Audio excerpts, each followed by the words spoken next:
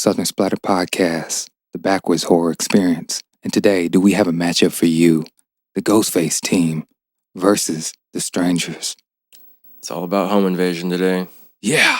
Breaking in. Hope you got renter's insurance, motherfucker. So yes, man, I'm your host, Josh. I'm Caleb Walker. And today, we have a little matchup for you. The Ghostface team versus the Strangers. And Caleb, what made you think of this idea and putting this whole outline together? I mean, when you think about it, they are basically the same movie. They just ask the same question in two different ways. Okay. One asks, how would you react when someone breaks into your house and tries to kill you? Correct. If you were in a horror movie. And the other one asks what you would do if it was real life. Which is why in Scream, everyone's running around being chased and shit. And then in The Strangers, she's just like in the house and then they're hiding in the room. And then she's in the woods. Like, there's no action. Like, they don't fight. You know what I mean? Right. So yeah, man, like, I know I was revisiting the Scream franchise last night, 1 through 4, and it made me want to be in a horror movie. I know. It's like, man, Josh, you want to die? Like, because that's the results. You know, it's not for the thrills, you know? I mean, you might not die. That's the whole point. So, as long as you might not. So it's like living on the edge. Yes. Yeah, man. So yeah, let's talk about the key points that we're going to be discussing in this episode. So for the people that's tuning in, we will be discussing the kill counts, the family dynamics, the impact it had on the horror culture itself, and all the other good stuff. We have some fun facts for you as well. So stay tuned. But let's start off with, which franchise family would you side with and about? The Strangers or the Ghostface team? Pick your team. Let us know in the comments. But so, I mean, is this kickball or what kind of bout is this? This isn't. This is Super Smash Brothers, man. Like Super Smash Brothers. Okay. So it's all in, all out. 64 or Wii? I'm gonna give it to Wii on this one. Okay. 64, you know, don't get me wrong, it was starting, but we are already there. You know, each franchise has at least 1 to 3 movies. Scream has like 6, but we're going to base it off of 1 to 4 kind of. I love you, Jenna Ortega, but like, I want to cover the Sydney, you know, story more. Yeah, the original arc. Right. So let's talk about the kill counts, bro. Like, we have put Scream has a total of 59 kills. You know, compared to the Strangers that has a total of 18 kills. Let's see. I feel like that's not a good metric because, like, there's literally no one else in the first Strangers movie. Like, everyone that's in there, like, fucking dies. Really? Yeah. You think about it. Because they kill their friend, and then they both get killed. I guess the kids at the end don't die. But, like, if there were more people there, I think the kill count would be higher. So before we get into that, do you think it was a budget issue? Because I'm going to say this, like, when you have a smaller budget, the filmmaker tends to be more creative. For example, Art the Clown, $35,000. Yeah. Made millions in the end. You know, each film went up. But it seems like even with this last one I've been hearing, the Terrifier 3, if you checked it out, let us know in the comments, that the Terrifier 3 was the most bloody and goriest out of all of them, right? Yeah. But they still said, some fans say that number 2 was like that, okay, like just enough budget with enough creativity. And they felt number 3 was all budget and all gore without storyline. I gotcha. That's what happened. So, like, I wrote down here, Ghostface often targets multiple people in a quick succession, right? So his kills, if we're talking about kill count, you're right, the metric is off. But let's go for quality, not quantity. You know what I'm saying? Right. Because we have to say that Ghostface, you know, he has been played by various characters. We have to remember that. It's not one character, so you can't really figure out one formula. Randy. I feel like it's always a team, and the team can be judged. You know, it's like a group project. Mm. Did you pull your weight, or did we get killed by the heroes this time?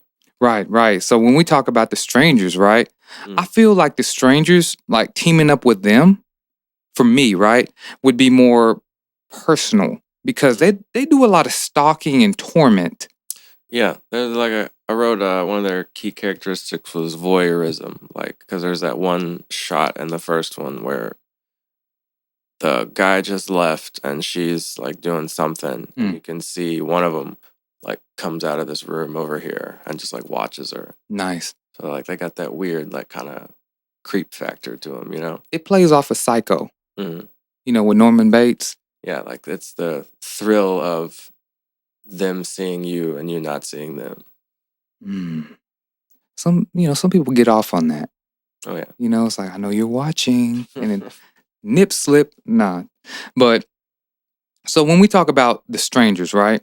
And I said, to me aligning myself with them, I have to have some type of torment attached to me, or trauma, in a way that I have to seek out revenge.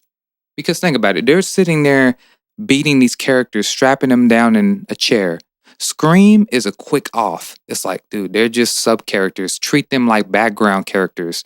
Like, they're only getting paid $50 to $100 an hour at that. If, I'm not saying for, background characters, hopefully it went up in time with the strike and everything. But I'm just saying, like, in this instinct, like, I think I would side with the strangers.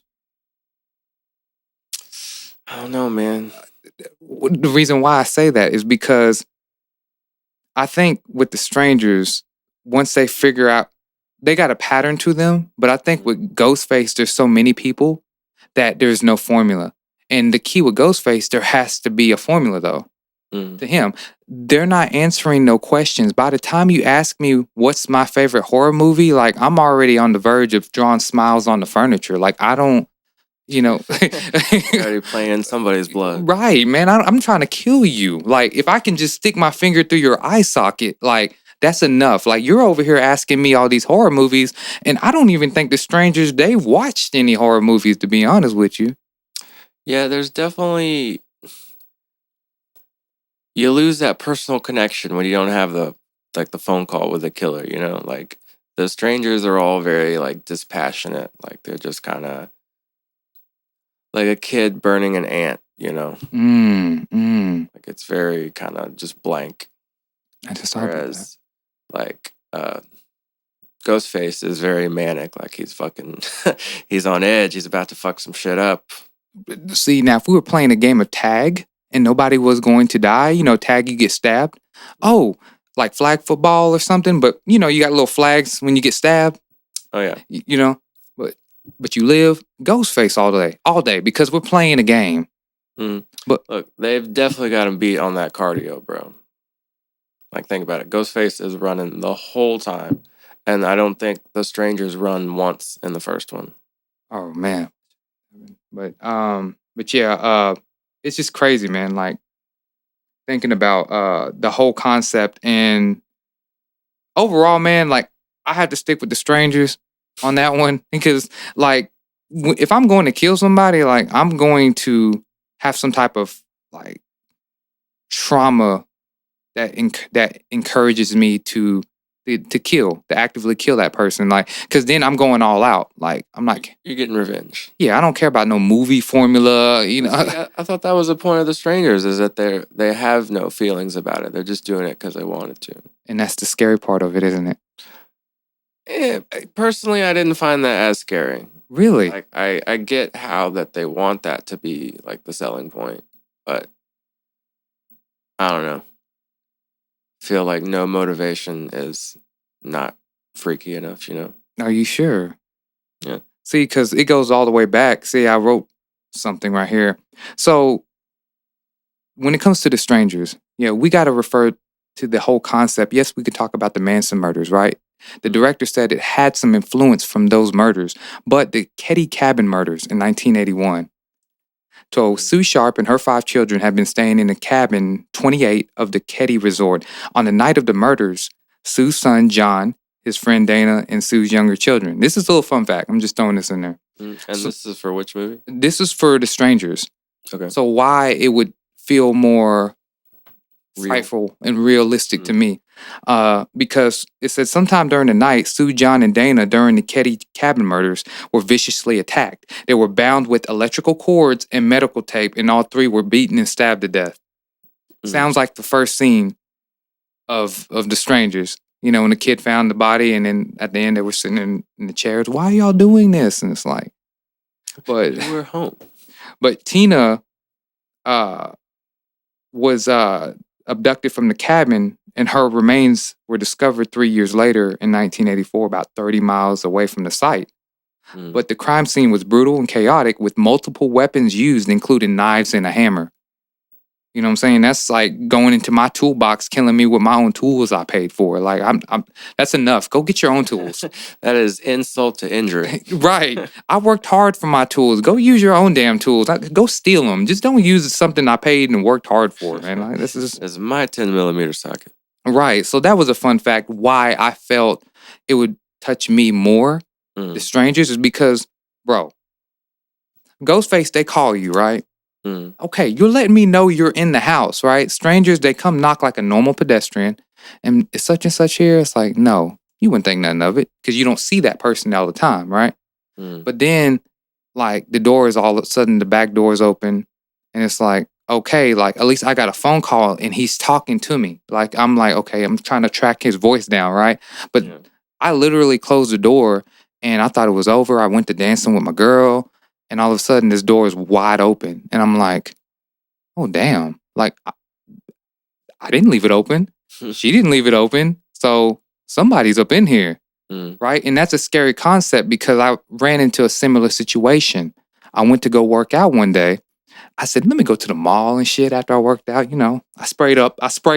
Don't. I wasn't funking. But I went back home and the door was like literally cracked open. And I was like, hold on. Like, shit. Bro, I had dirt in one hand and I had a crowbar in the other. So look, I'm going to get you. My method was I'm going to throw dirt in your face. There you go, man. I'm the dirtiest player in the game. Woo! I'm Ric Flair up in here, man. Like, yeah, you gotta blind these sons of bitches. See? You rarely see that, like in a lot of the horror movies. Like, they're wearing masks, right? But still, if you have sand, this still can get through these little crevices. I don't care who you are. Micrograins. Exactly, dude. So next time you see, a killer, try to throw sand in his eyes.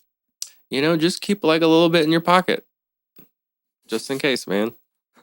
That used to be gross, man. It's like you wash clothes and you're wondering why this dirt is making your clothes like brown. Got the little paste. Better get the OxyClean.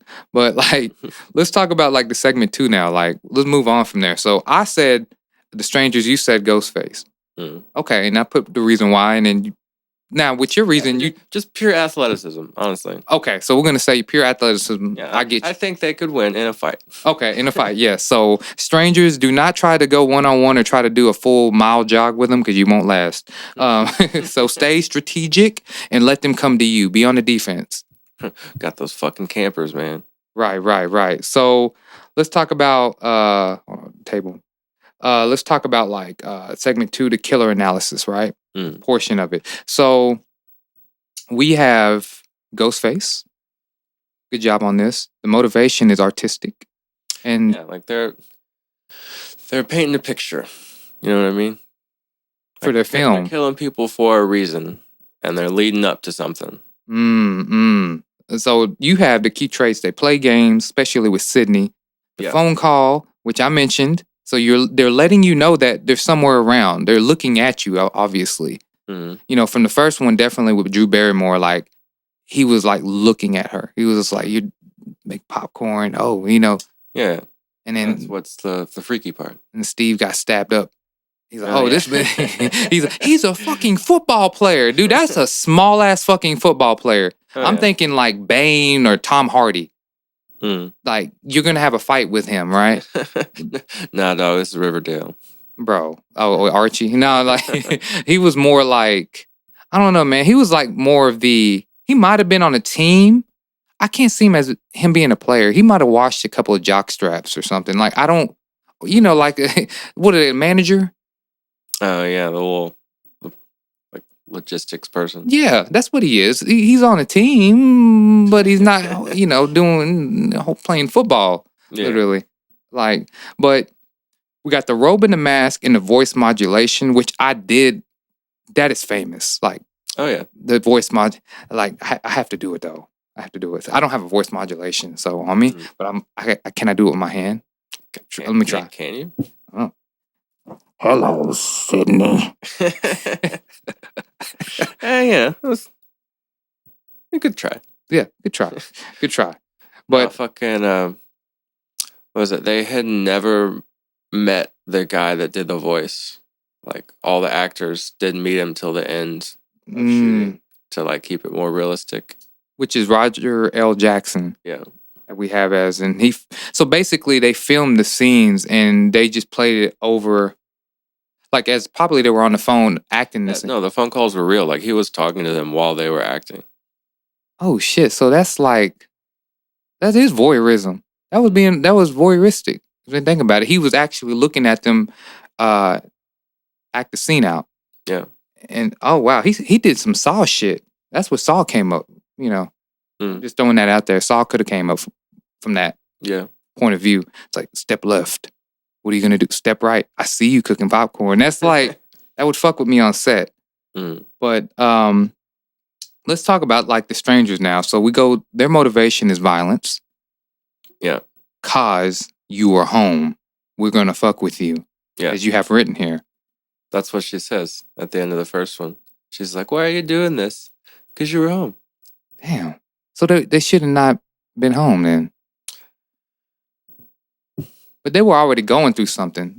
Yeah, I've noticed a couple. It was already like looks like they were about to go through a divorce or they were cheating. I think he asked her to marry him and she said no. Typical Liv Tyler. Liv Tyler. That's why you lost Ben Affleck in Armageddon. But anyways, like key traits messes with their victim's head. Yeah, like they take the phones and like they do just enough for you to like is somebody here? Somebody's here. See, that's what I'm saying. You could be getting high, and then you're like, did the phone ring? Or did we hear that knock? Nah, must be the weed, bro. It's like, and then next thing you know, it's somebody's in the house, cleaning out your kitchen or some shit. It's like, did you make that sandwich? Which scary movie is it that they smoke with Ghostface? Oh, that's the first one. First one. Yeah, he's like, what's up? What's that? He did that little. I wish I had that mask. He was like the stoner face. So we're looking at they wore masks. Very minimal dialogue, but here's the kicker. They disabled and disrupted the cell phone. Yeah. The interference. They in the cabin too, if they had any log lines, that shit was getting cut. You can't call for help, like you're trapped, basically. But see, in number 3, I believe in Scream, he cut the phone line too. Yeah. He was like, I'm just saying, he did at the studio. Yeah, that's just a different different era. You don't cut the phone line anymore. You take the battery out. You know what I mean? Yeah, it's the evolution of the same thing. That was, I think, Jenny McCarthy. I forgot who that was. Like, she's like, oh my god, this script has been rewritten fucking every 15 minutes. Like, I can never learn my damn lines over here. Like, that shit was funny, but they're just cold overall and indifferent to the victim's suffering. Ugh, they got me suffering right now just thinking about it. At the same time, like in the second one, you can tell when the brother is killed, the bigger one is mad because he'd killed the other one before. So he kind of got personal. Although he does leave him and he doesn't die because of it. So I'm not really sure. Like he guts him, but then like he's alive at the end. And this is the strangers. I remember. Pray at Night. Yeah, to Pray at Night, because now, did you watch the latest one? Mm-hmm. Yes, in that one, shout out to Cheryl Blossom. Madison, I forgot her name, but Cheryl Blossom. She plays in Riverdale. Great job, kills the role. But it's just crazy because I believe they almost got close to killing the girl or one of them. I thought they were gonna kill the dad because the guy. I was like, oh shit, he's gonna win. But I keep forgetting this was the origin. This was the beginning of the story. Yeah, so apparently, like, the guy that dies in the beginning is super important, and we're gonna learn more about him as the movies go along. The main guy. The cold open, that guy. Oh, okay. Supposed to be important. Got you. That makes sense. Okay. Because I was thinking, like, I know a guy, Jacob Owens. He runs a Tropicolor company. Shout out to his products because all his products are good for coloring. Any type of overlays you need, he's the man. Nice. And he made a film. I believe it was him. I don't want to take this from nobody, but there was a film made of the strangers. But it was the recruitment of the young girl. Have you checked that out? It's like a short film they made. And it's like literally the mother and father was instilling fear in her through the whole movie, but then that's how they recruited her. That's what he made his own side story. But I thought that was pretty good the way it was shot. Like, he did a great job. Like, I think they should add that to the storyline. Like, literally. Like the origin before the origin. No, I don't think I've ever seen that.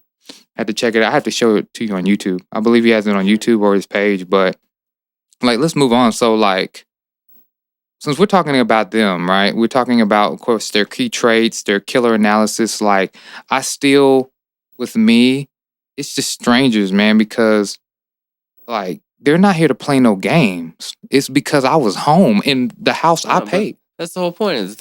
You're home, so they're playing a game with you. Well, they can play a game. That's why they scare you before they kill you. You know what I mean? But I've seen them. What about they were at the movie theaters. Remember in number 2 when the dude got stabbed in the head, and then Scary Movie redid that and put a dick through his ear. Oh yeah. He was in the bathroom.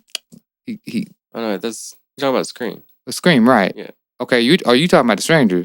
Yeah. Okay, I was talking about. Okay, let's rewind. So, like, no, I was just talking about, like, when it comes to like who I would align myself with. In this case, if we're talking about the killer analysis, I'm gonna go with the Strangers, is because I was home. Now, they didn't go to no Walmart. They didn't go to no, like, party. Yeah, it's like a neighborhood, or it's usually kind of remote. That's scary to me because that's like people in my neighborhood who I, like, really have concerns about sometimes. It's like, because I lived here, that's why we're fucking with you. Or because you're black, I'm fucking with you. Don't want to get purged. Purged. It's like, I am the only brother in my lot.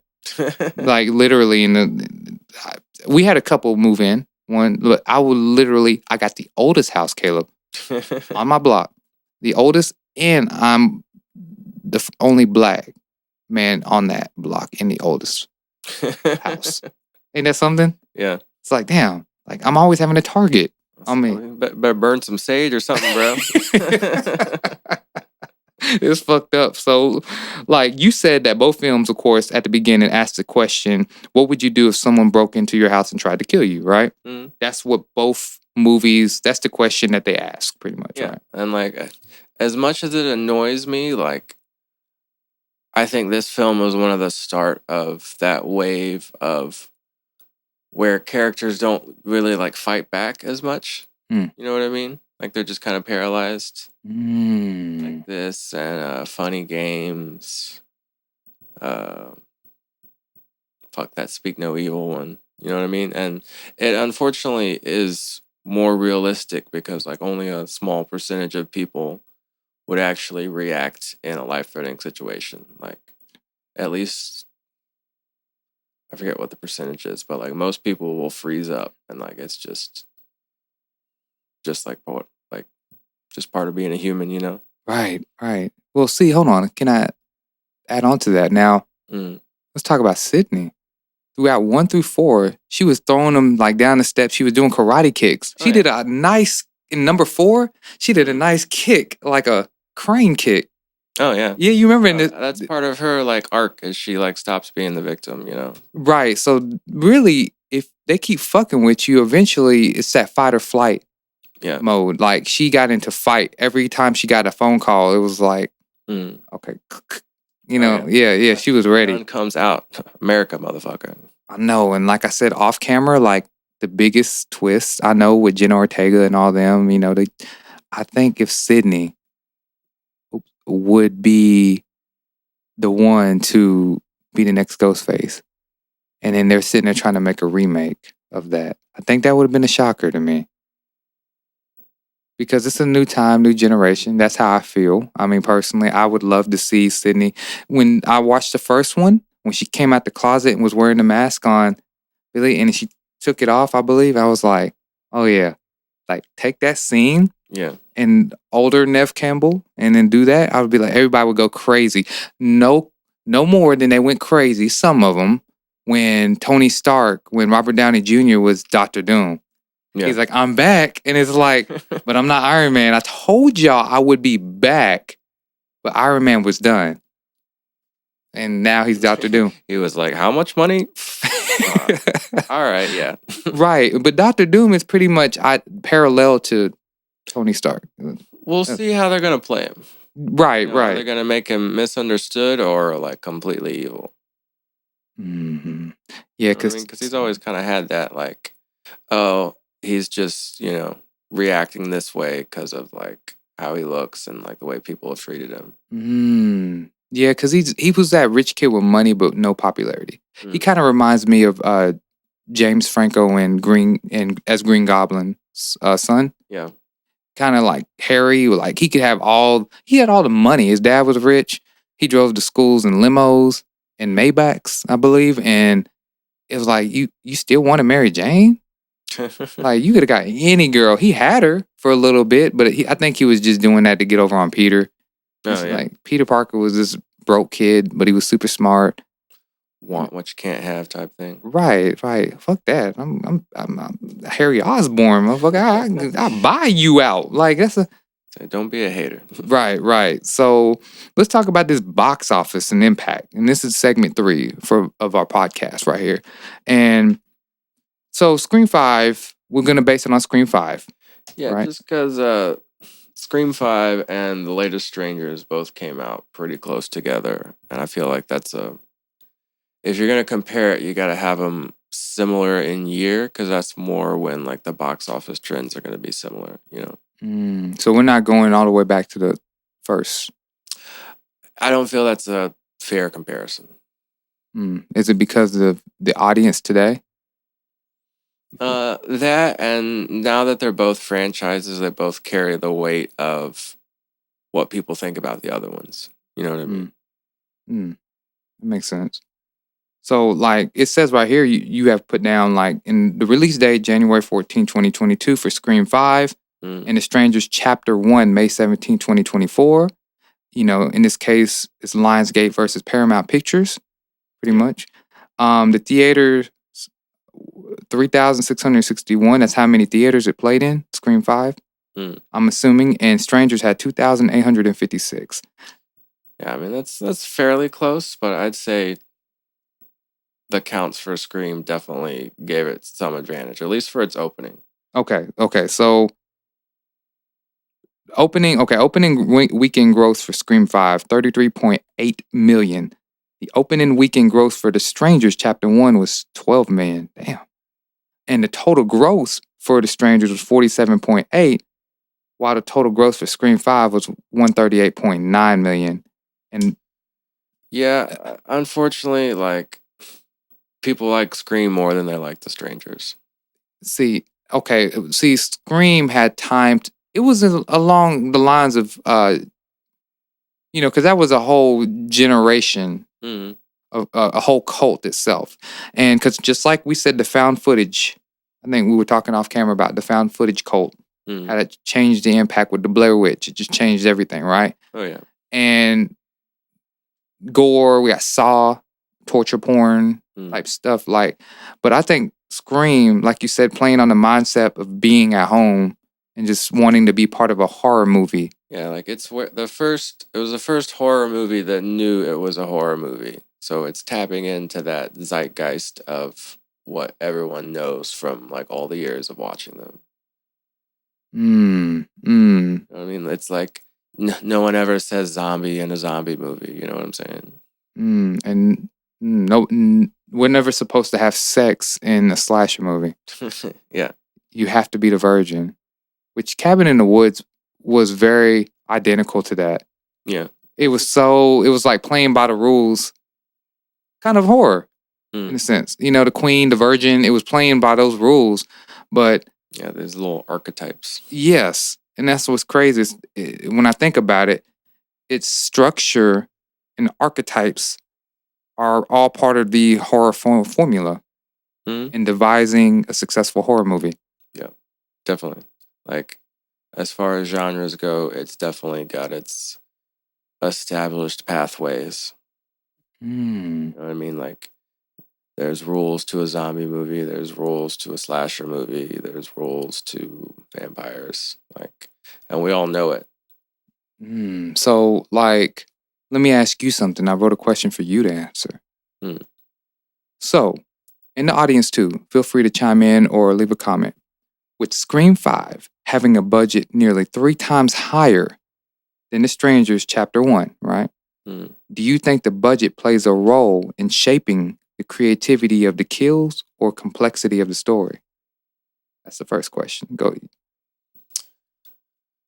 I think in certain instances, I would say yes. But in these instances, I don't think so. Like, these are all just stabbings or like regular kills. Like, it's not like Nightmare on Elm Street where we got motherfucking blood shooting out of a Pool bed and shit. Like, video game, the Dream Warriors. Like, we didn't need a big budget to make these kills look realistic.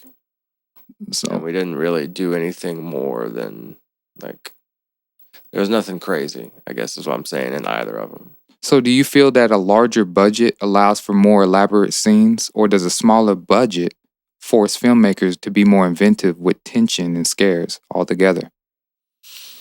I mean, a smaller budget forces people to try harder anyway, in pretty much all aspects.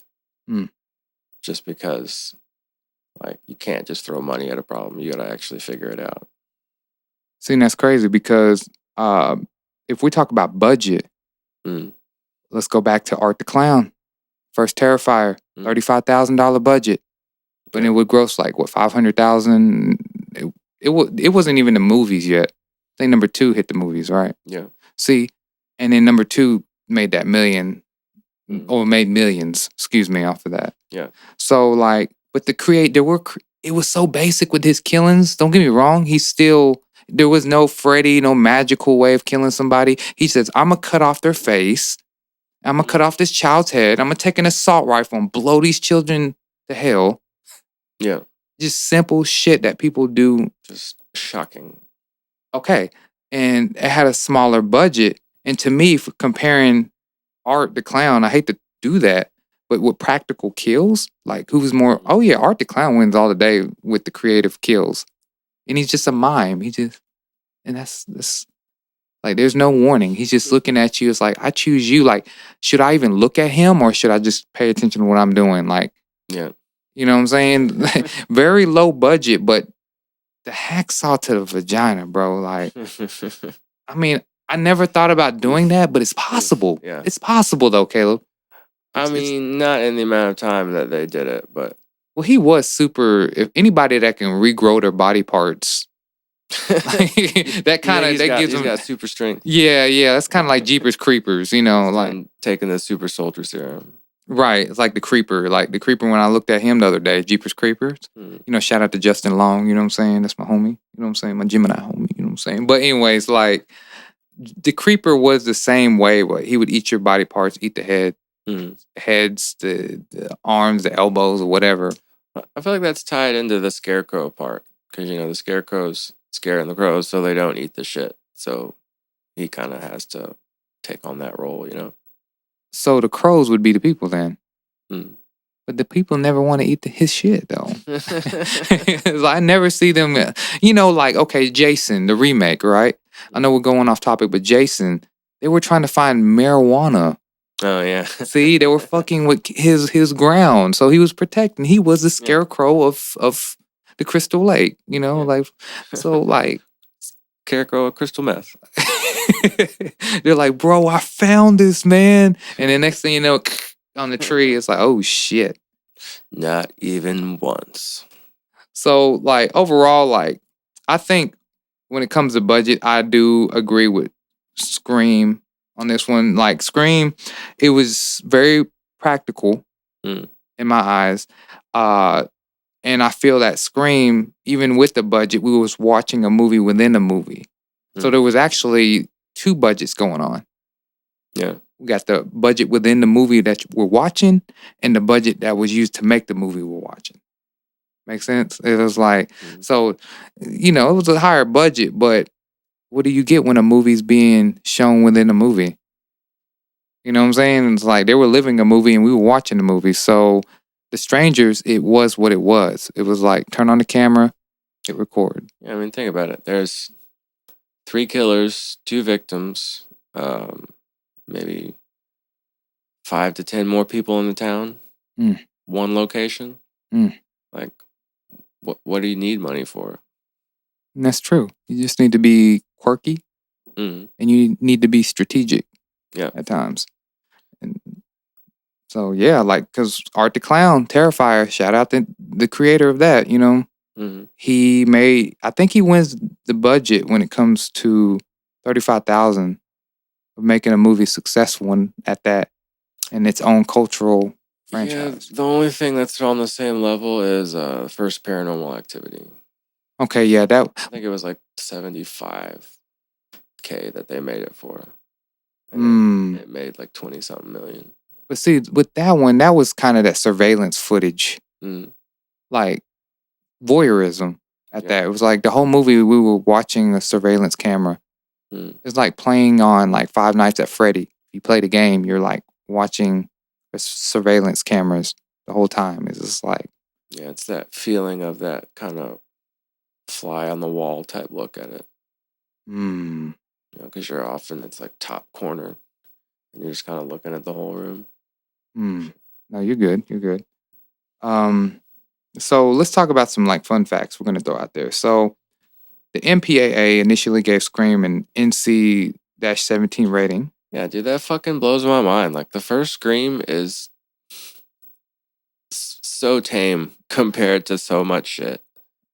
Like, it's violent, I guess, but like, I don't know, the girl in the fucking garage door. That's what I think that's the like most visceral kill. Oh yeah, when her head gets smashed. Yeah, but it's so funny though because it was like, it reminded me of Scary Movie. Yeah, because she fucking, was just say, "Don't kill me, I want to be in the sequel." Yeah, and then it was just like, and I guess it's the way he looked at it. I think that was Stu that did that kill. Yeah. Because it was, Matthew Lillard, it was the way he looked at the garage opener. He was just like, and he was just like, oh shit. It kind of reminds me of a Scary Movie when the shit fell. And it's like, and I'm opportunistic. Yeah, he was just like, oh shit. Like, he's like, he's like, oops. And he just pulled that Homer Simpson in the bushes type shit. It was like, just sliding out. Yeah, it's like, let me slide out of here. That was not intended. You were supposed to make it to the second Scream, but shit happens, yeah. And like, so it is crazy because that scene when her head gets smashed, it just looks very gruesome. Yeah. It just, the head like smashing and just scrunched up in between that garage door.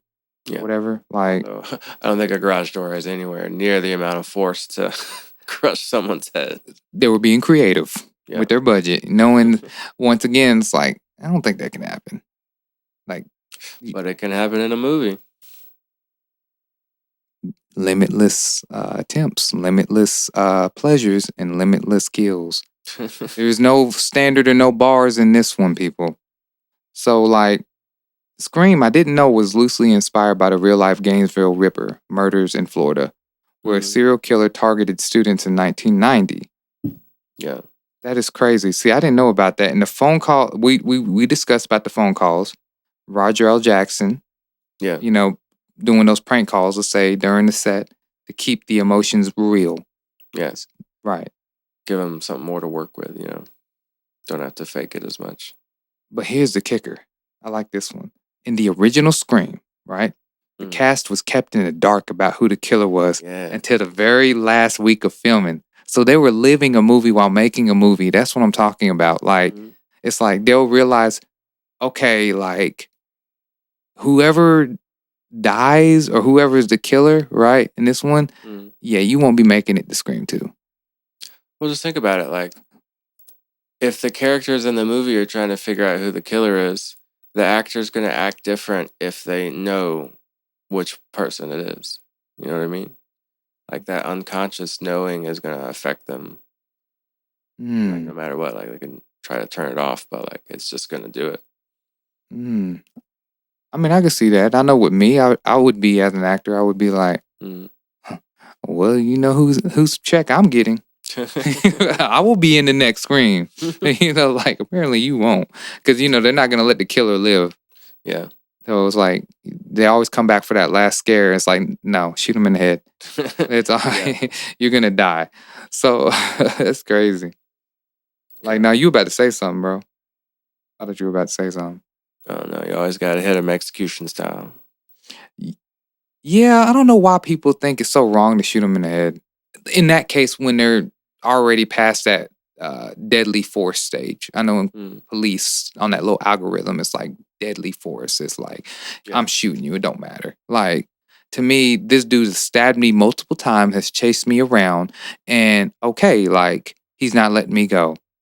Now, enough is enough. It's like, you're going to get shot in the head, and I'm going to make sure you just don't live from that no more. We don't want you coming back for no last scare. We don't want you coming back for no sequel. We don't even want you to be part of the trilogy.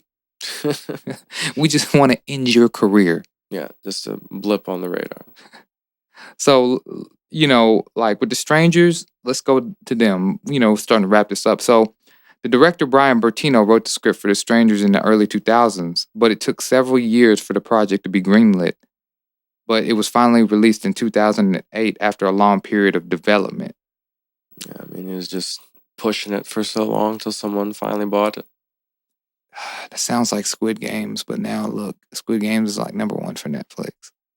That's something, it's like nobody believes in it because, like, one of the things that The Strangers has, I feel, in this battle is the use of its music. Yeah. The heightened silence, the natural sounds like footsteps, creaking floors, all the atmospheric sounds and the Foley involved. Yeah, like there's just a different feel to a movie that doesn't have music going. You know what I mean? It just feels different. Like there's a piece not there. Which kind of can make you more unsettled for a movie like this. Like when she's just kind of in the house by herself. Kind of makes you feel like you're in there with her. Yeah, like you're listening for something. You know what I mean? Like a footstep or like a creak or something. I don't know, man. That's crazy. That's like me in my house by myself sometimes. When the air conditioner comes up and I got the wooden floors, you hear the wood like kind of pop. Yeah. It's like just expanding. It's like, you know how it is. You told me whenever you're in here or whatever and you just see something at the corner of your eye, but it's nothing there. Yeah. But was there something there? That's the question. Like, it gets real weird when I have my headphones on for a bit, So let me ask you something. Have you ever researched your home to see if there was anything like crazy that went on? Because if you did, and you did find out, how would you feel about it? Would you be ready to kill a realtor? Like, you motherfucker gave me Amityville townhome and didn't tell me about it. I'd say this is an ignorance is bliss thing, Like, I've been here for a few years. I don't know. I'll just keep on not knowing. Now, did you ever figure out that drawer method? That drawer that kept coming loose, that one? Oh, it's fine. It's just a minor annoyance. I got you. Just, it does a little sliding every now and then. sliding into the picture and like, hey. Yeah, just trying to hang out. Well, let's hope. Would you prefer it to be a ghost issue or a foundation issue? Ghost for sure. Yeah, right. It's like, I can deal with you. You don't cost me nothing. Yeah. I don't need a contractor to take care of ghosts. Right. Called Ghostbusters, man. Shit. So, like, overall, man, like, I enjoyed this talk. Like, once again, for the budget wise, I'm going to choose Scream because they really made use of the money. But then the storylines and the character arcs were phenomenal. Sydney, like, really, like you said, through 1 through 4, she learned to fight. Yeah, like she actually evolves as the movies go. Because, like, in the first one, she's pretty much just running, screaming the whole time. And then she slowly is finally like, you know what? Fuck this shit. Because, like, she tries to hide at first. What is that? The second or the third one where she's, like, living off by herself? That would be... I think it's the third? Or third one. Yeah. Because Cotton dies in that one. Yeah. And she plays this land operator or this crisis operator. The whole part, they're trying to lure her back out. Right. And that was her half-brother. Yeah. Sorry if you didn't watch Scream. I'm sorry. Welcome to this podcast. It's too late. Like, yeah, spoiler. Come on now. Yeah, right. So, like, once again, like, recapping everything, we talked about the kill counts, the family dynamics, and the impact, right? And overall, like, 2 out of 3 of those, it seems like I picked the strangers. So I felt, in this case, in this episode, the strangers had the upper hand, and then you felt Ghostface had the upper hand. See, let us know in the comments. See, this is really good. Usually me and him are like on the same, but it's cool. It's cool. Like we're cool. Like I said, it's I think it's all about what's more traumatic to you in the end. Like with me, Ghostface calling me, but someone like in my house fucking with me, it's like, oh, it kind of reminds me of that movie. It had a frog on the cover, but they were like, what do they call it? The people that move in and don't leave? Frogging. Yes. That movie, you remember that? They were upstairs and they thought it was a ghost. Yeah, they're just living in the house. Dude, that's strangers to another level. That means they know my patterns. Like, that's like horrible to me. You know what I'm saying? Like, I always think every creak in the attic there's someone up there. Yeah, you're like, probably not, but just maybe. I'm not going up there though. You know what I'm saying? Like you said, ignorance is bliss at this moment. But that scares me more than Ghostface. Because Ghostface, I'm having a talk, and I know me, I'm a smartass. Like, I know I'm going to play with him and be like, oh, but what horror movie is this? When was this made? I'll be playing with him, and we would have some type of trivia. Like fucking with a scammer or something? Yeah. Like, I would be fucking with him. He'd be like, oh, I didn't know that. I got your social security number now, motherfucker. It's like, I'm supposed to be the fucking one answering the questions. That's what he's gonna be like. You know, script, bitch. Right. So let us know in the comments. You know what I'm saying? We're gonna tune out of here. You know what I'm saying? And we appreciate y'all coming and listening to our episodes and listening to our overall podcast. You know, Caleb, he's a wonderful guy. You know, creating these outlines and not follow through. You know what I'm saying? But we both love horror to the T, like, you know, and that's why we decided to make Southern Splatter. So this is a culture thing. We're going to introduce video game playing as well. So if you're into the Resident Evil franchise, get ready. Gotta make a diverse portfolio of content. Yes, but it's still all in the horror franchise. It's all about that spooky shit, you know? Yeah. Once again, I'm Josh, man. I'm Caleb. Thanks for hanging out. Yeah, thank y'all. And we are out. Be sure to subscribe and tune in. And also, if possible, please support our page and support our gaming page that is about to go up. We love y'all. We are out.